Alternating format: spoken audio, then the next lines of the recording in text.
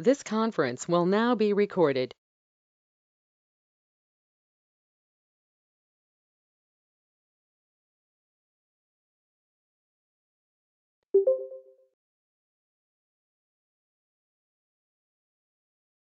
Suresh is here, or Yeah, hi yeah, Suresh. I'll share the Actually, screen. actually network problem. So I connected in mobile only.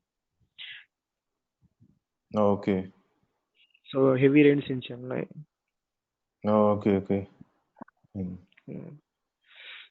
Okay. I will Whenever pick. you get the time, so what I'm trying to say is like, first of all, check what kind of interface you have given. So what I have seen is like you have given Wi-Fi, so Wi-Fi network. So that's the reason you need to get an IP in that network. So whatever the IP is present in that, one of the IP you need to assign to your VM. Okay,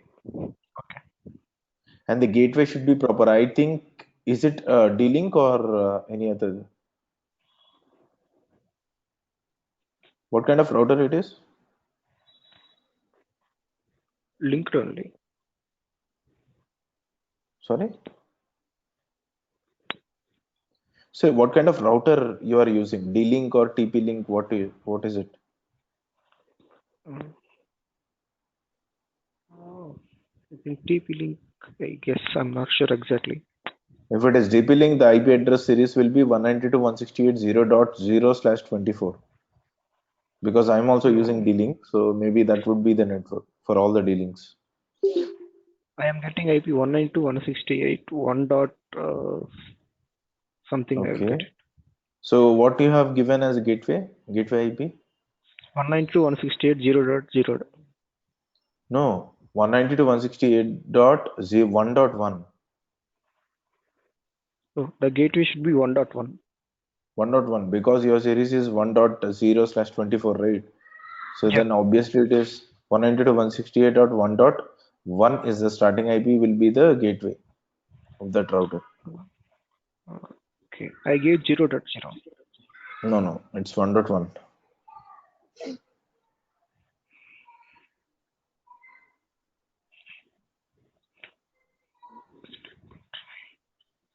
Okay, tell me, what is your laptop? You have laptop, right? Laptop or PC HP it is? HP laptop. laptop. Tell me the IP address of that particular laptop. You know, right, how to check? Yeah. It's Yeah, tell very me the slow. IP address. Okay.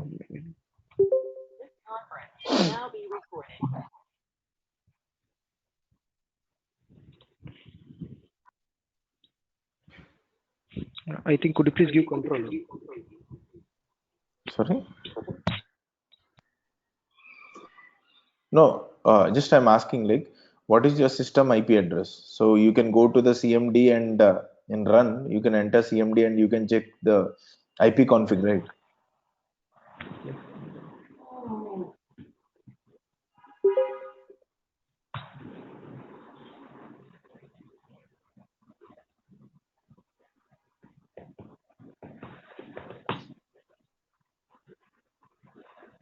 192.168.56.1. Huh? 192.168.56.1. No, check what kind of interface name it is. For which interface you are checking? Wi-Fi, you need to check wireless. WLAN, you need to check. WLAN IP address I want.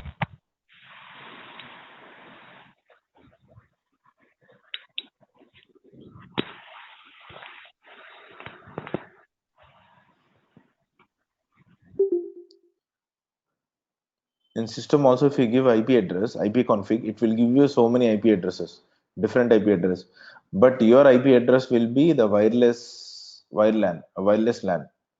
So that is called as VLAN. Check the IP address of the VLAN. 192.168.1.3.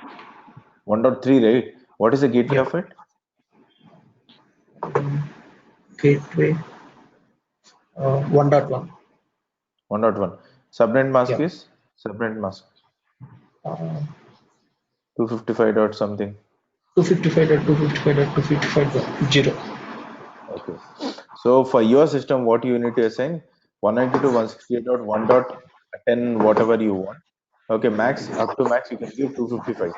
So the net mask will be 255.255.255.0, and the gateway will be 192.168.1.1. Okay. Okay.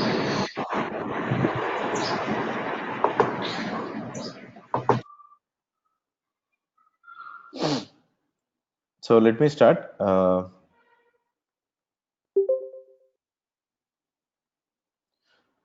So yesterday the problem is like due to some like it took some time to sync all the nodes due to some network issue.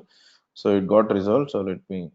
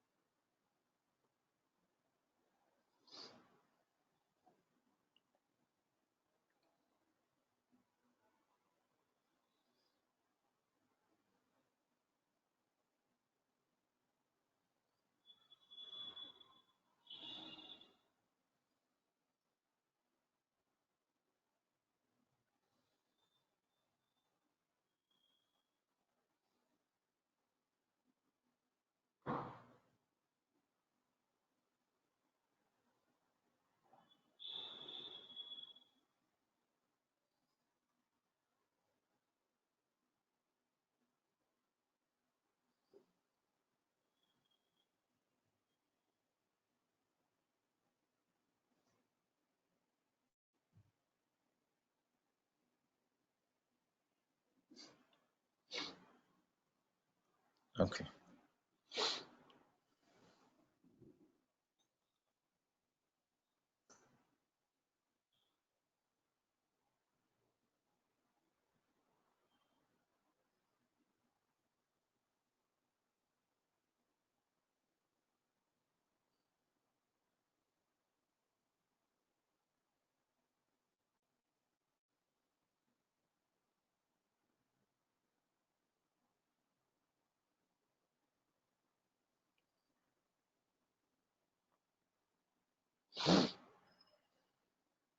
So if you want to see whether all the nodes are integrated and they are active or not in the Kubernetes cluster, we need to use kubectl get nodes. Okay.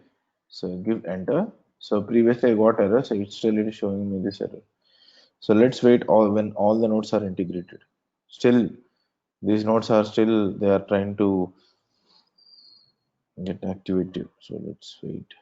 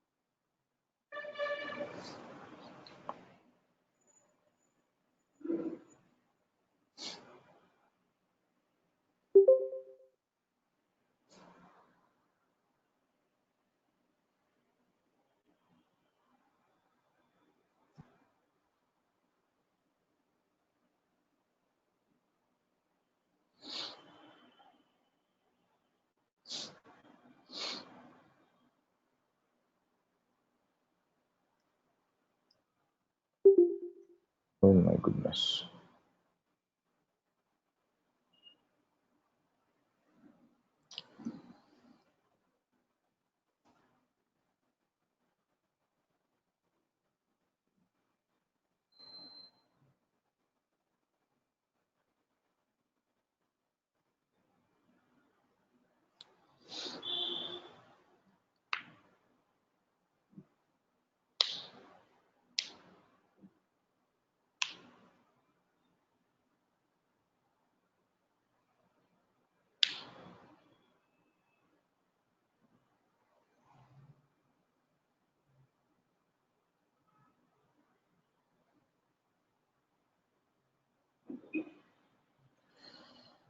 Let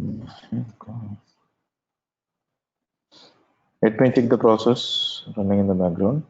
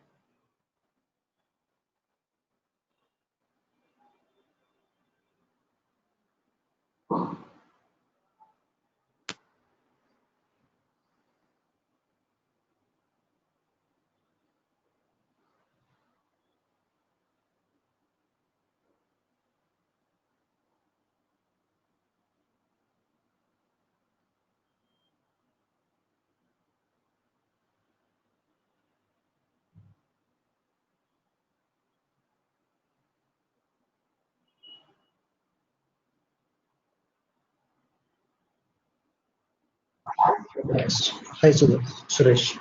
Yeah. Yeah, Suresh. Yeah, it's working. It's working now. Okay, right? Okay, fine. Yeah, because of that issue only. I think gateway 1.1. Yeah, 1.1. Yeah. Let me check. I'm having some issue with the notes.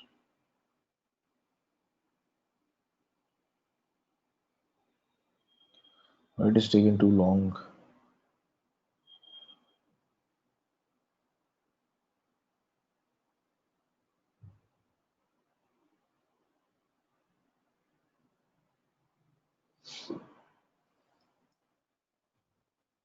TLS handshake timeout.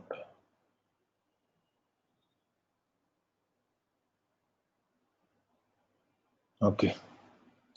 So guys, I have installed 1.11 version instead of 12.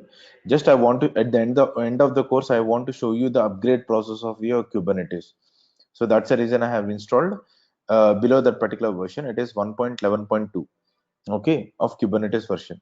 So you can see all the nodes are live right now. Status is ready in the sense they are ready to accept the request. Whatever you try to send, so what are the resource you try to create, so it is ready to accept it.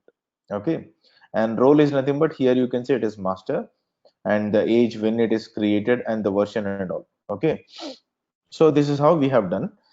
So if you want to see the detailed information of this particular nodes, like what is a Linux operating system you're using, what kind of Docker version you have installed, okay, what are the labels. If you want to see more in details about this particular node, just give -o, okay, -o wide, WID wide.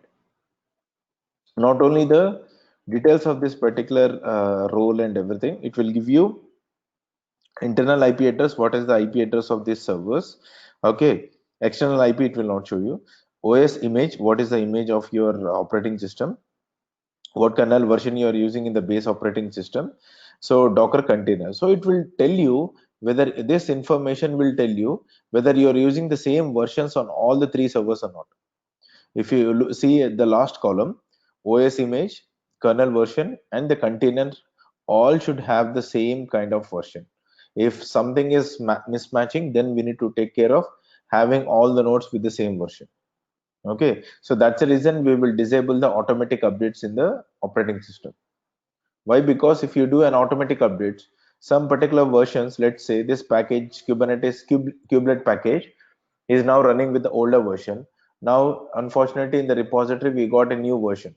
So automatically it will update to the new version, right? So then this will be 1.12 and this will be 1.11. So there will be a lot of changes. Maybe it will sync now, maybe it will work, but in future it will throw you some errors. Okay, so that's the reason it is recommended to, and it will regenerate a token where again these nodes need to be reintegrated. Okay, so there will be a lot of mismatches will happen when you have a different versions on all three servers. So ensure that all the servers are having the same kind of OS version, kernel, and then operating container running. Okay, so this information you can find out using kubectl-get node and then -o wide nodes. Okay, again. So if you want to look at only one particular node, okay, so then we need to give 192.168.0.20. Sorry, bring IP address. Okay, so it will give you only this particular node. Okay, so now let's say I want to see the description of this particular node, in the sense in more information, like what are the labels you are using. Okay, and then what is the UIDs, and there are a lot of other things, right? So then we need to get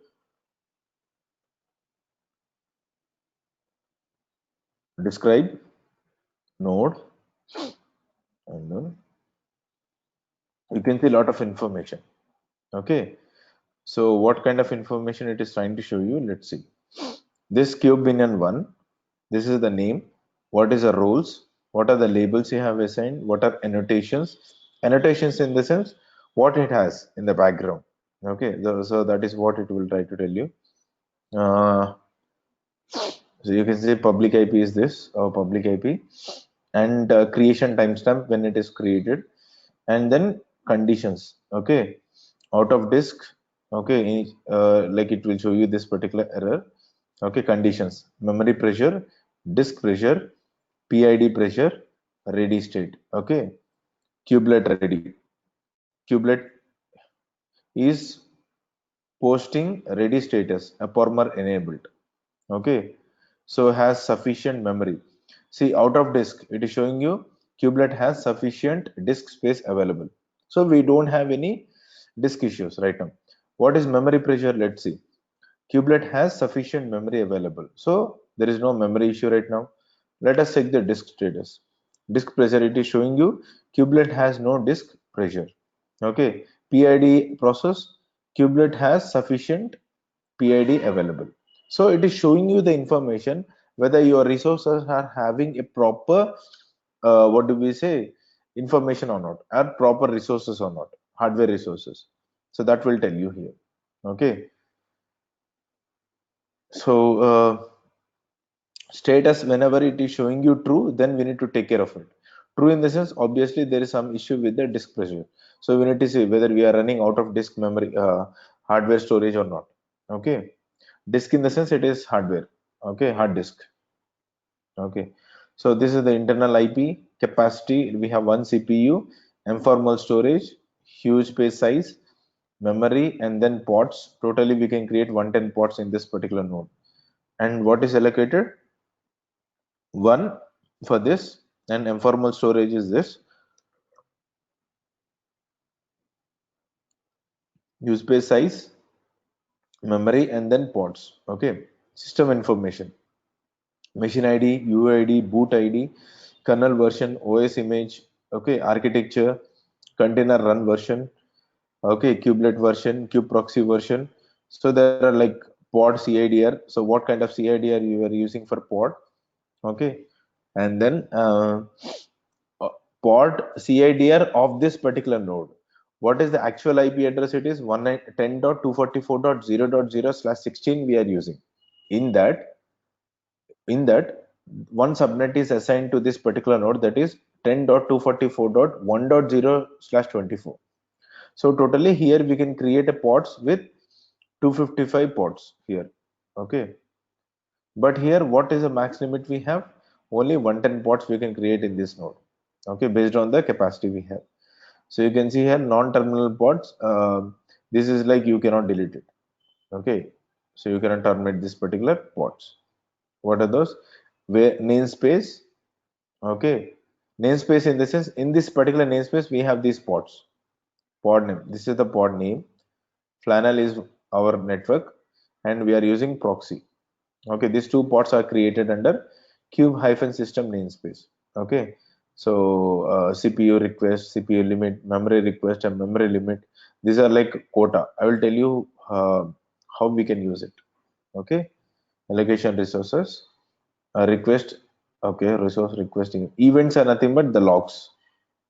Events are nothing but whenever your kubelet has been started, what it is has undergone. Okay, you can see here starting kubeproxy is not ready initially. After that, it is started kubelet. You can see update node allocation limit across ports. Node limitations. These are like node has sufficient PID, node has sufficient disk, sufficient memory, and disk pressure and all. Then it started kubeproxy. Okay, so this will show you the in detailed information, more information about your nodes. Okay, so then we need to give this particular command, describe node and the node name.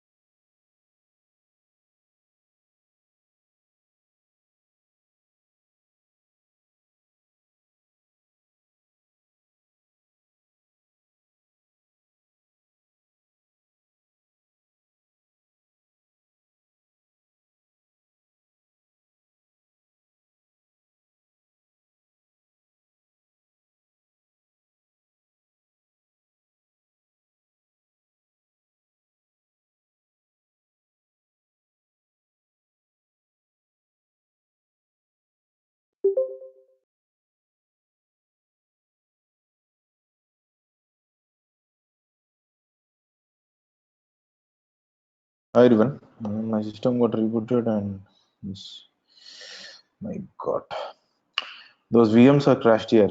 So again, I need to rebuild. I don't know what happened. So all of a sudden, it said like your system is getting shut down. So guys, give me time. So tomorrow there is no class, right? So on Monday again, I will rebuild this VMs and I will show you.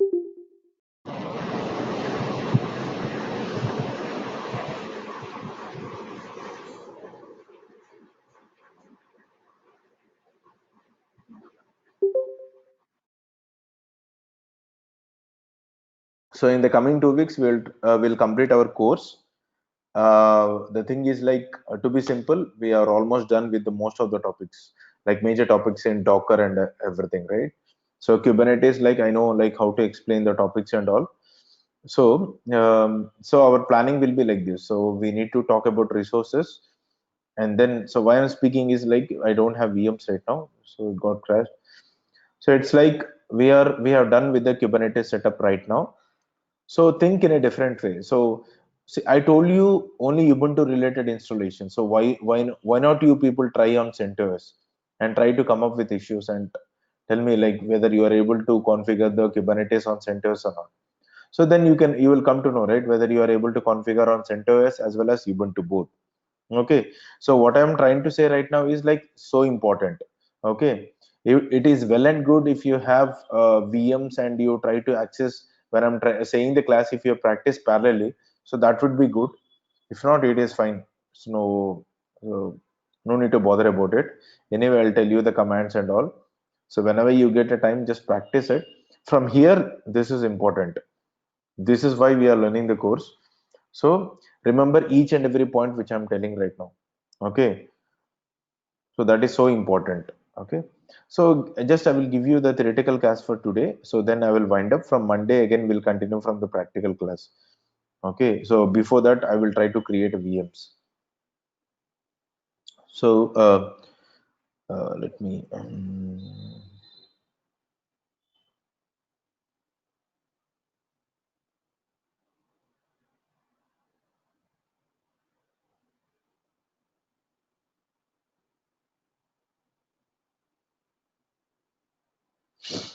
yeah. So why is this is not increasing here? Okay. Hmm.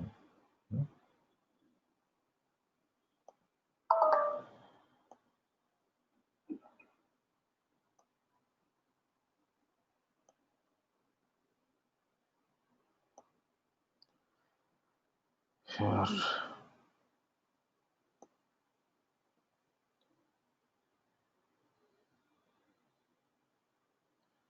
This is also not helping for us. Okay. Yeah. So I will be simple. So for we are talking about Kubernetes resources.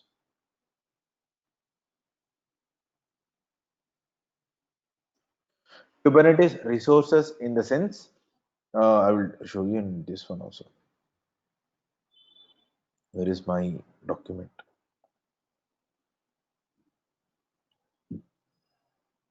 Sorry.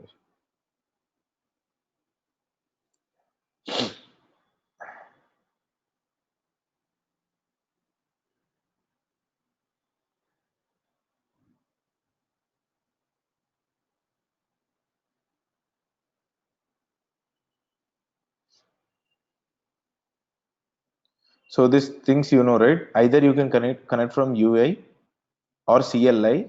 So the API will take the information and then it will give it to the Kubernetes master. So here the API is nothing but Kubernetes API we have. Okay. So Kube API will give the information to the Kubernetes master and then it will try to create your containers in the background. Okay, so this is what the Kubernetes structure is. So whenever it want image, before creating a container, it should have the image, right? If it is not available, it will download from the image registry, like Docker Hub, whatever it is. Okay, if you are a private repository, so whatever it is, it will try to download the image from that particular location.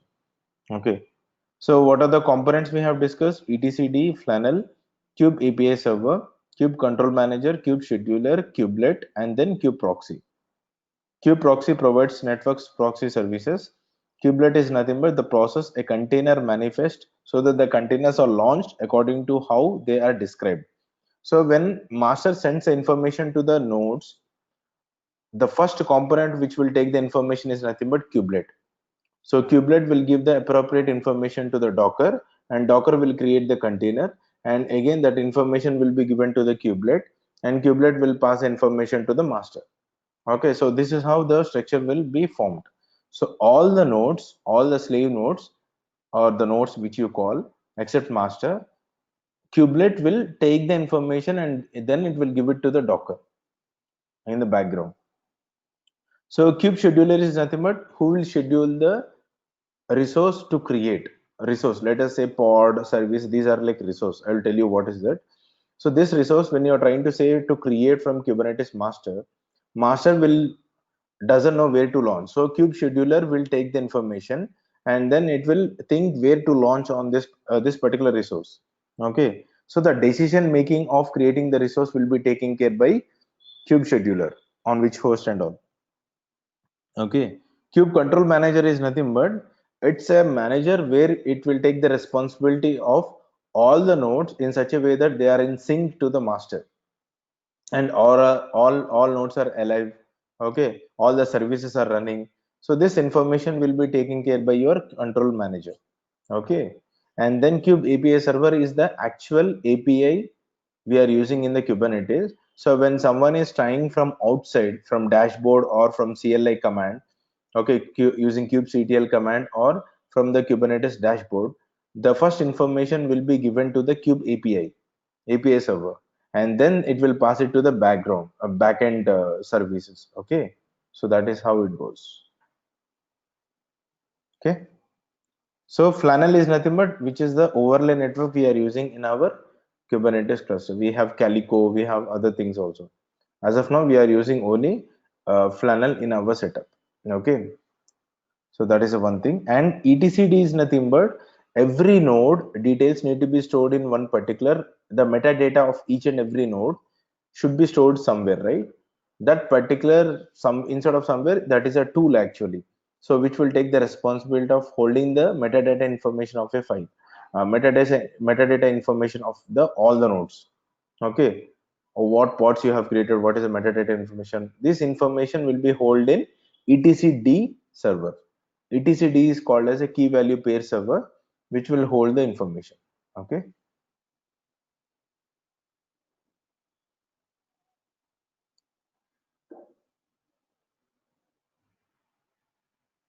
is that clear guys? This concept again we cannot repeat, so that's the reason I'm saying this once again. I hope this concept is clear. If you have any doubts or any question like you are not able to understand what is this component all, just tell me where you are stuck.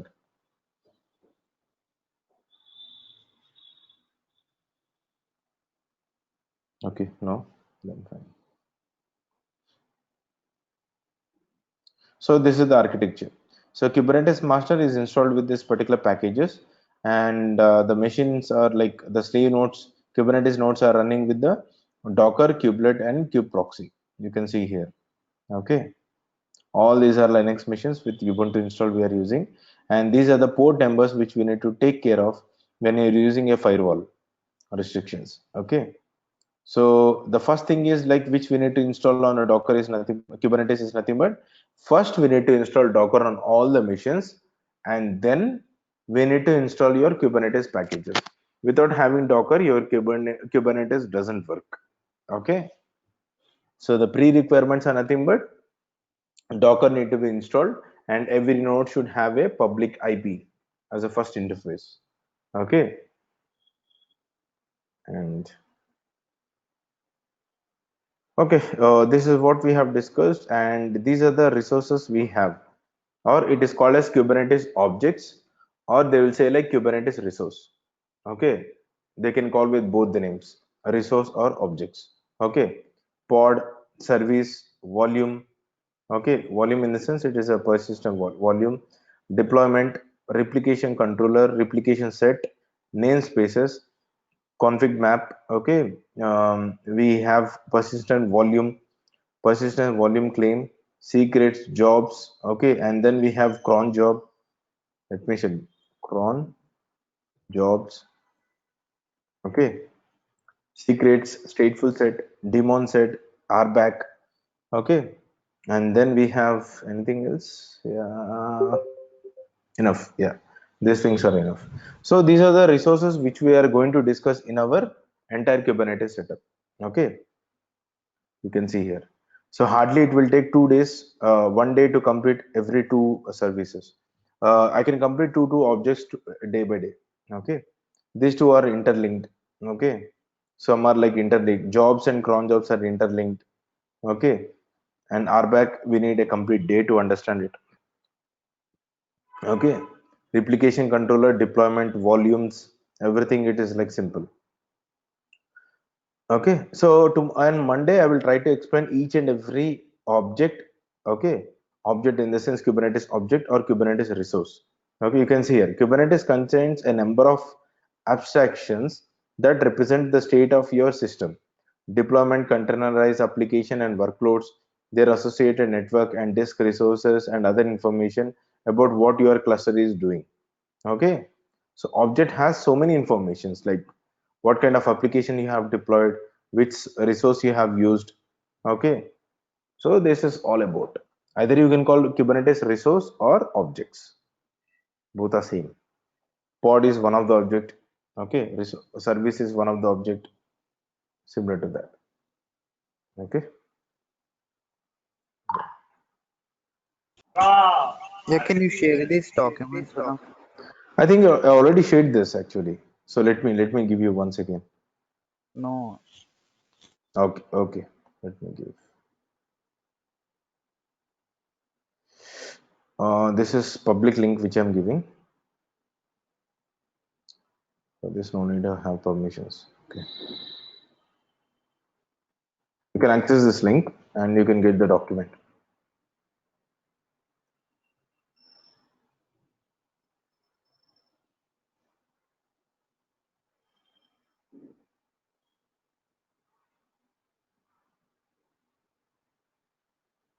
Okay. So from Monday, I will try to explain what is this pod, when to use this particular pod, when to create and all. Okay.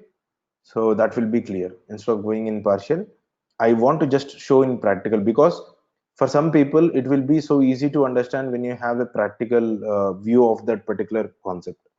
Okay, so that is where I believe in understanding it. So for each and everything, we'll try to create a practical scenario of Kubernetes, and then we'll see how it is working, and we'll understand what are the minimum things and what are the up to max things we need to remember in this. Okay, I hope you understand this.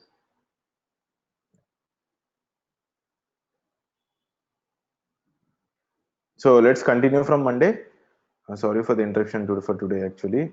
So the VMs created a problem. Okay, so we'll continue from Monday the same time, 7:30.